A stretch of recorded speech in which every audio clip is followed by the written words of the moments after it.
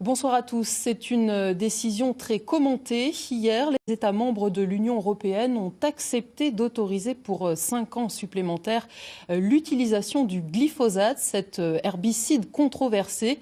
La France a voté contre et se donne 3 ans pour en sortir. Une annonce qui suscite l'inquiétude parmi les agriculteurs. Le point avec Fabien Farge et Claude Fallas. Le glyphosate fait l'objet d'une âpre bataille, aussi bien sanitaire qu'économique. Depuis 2015, il a été classé comme cancérogène probable par le Centre international de recherche sur le cancer.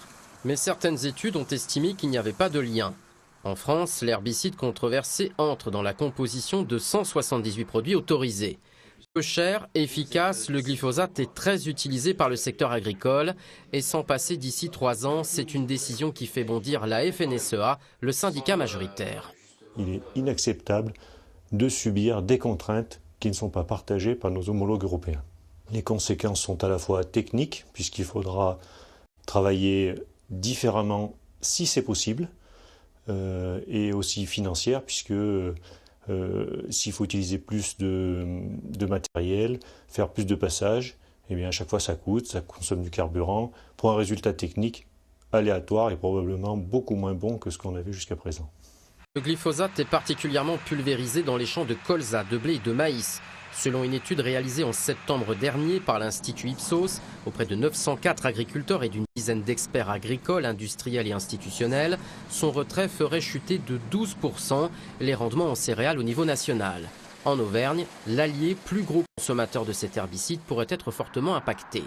Pour définir des alternatives au glyphosate, les ministères de l'Agriculture et de la Transition écologique ont sollicité les instituts de recherche, notamment l'INRA. L'Institut national de la recherche agronomique doit rendre dès ce jeudi un rapport en ce sens. Mais la semaine dernière, son président émettait des réserves devant les députés en admettant qu'il n'y avait pas de solution miracle et que pour se passer du glyphosate, il faudrait une réflexion globale sur la production agricole.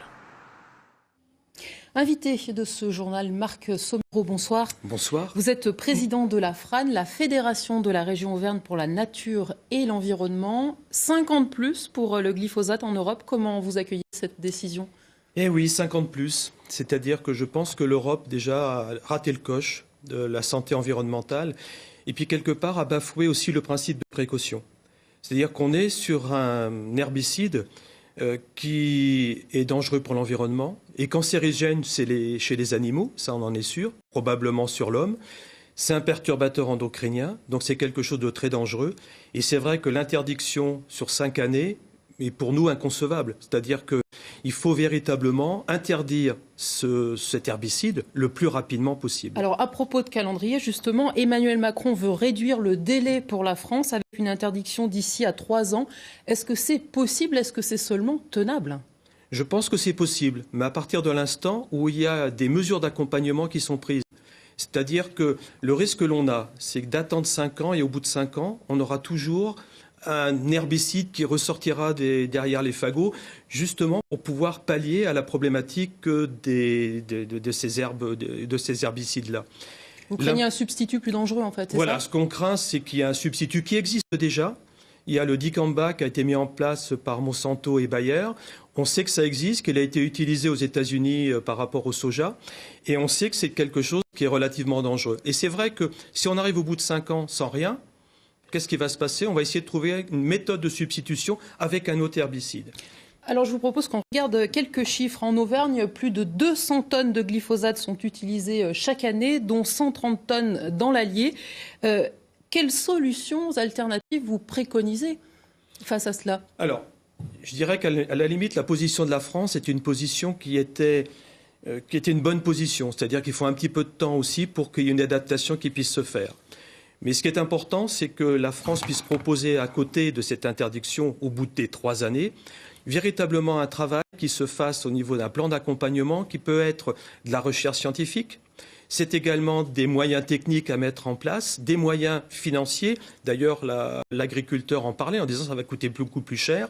Donc cet accompagnement devrait permettre d'aboutir à une transformation de l'agriculture et aboutir à ce qu'on appelle, chez nous, l'agri-écologie, c'est-à-dire une agriculture qui soit plus respectueuse de l'environnement. Et ça, c'est jouable si, quelque part, on incite et on aide les agriculteurs, parce que les agriculteurs ne sont pas responsables de cet état de fait. Un point justement, que fait-on des importations en France avec des produits issus de pays dans lesquels le glyphosate sera toujours autorisé?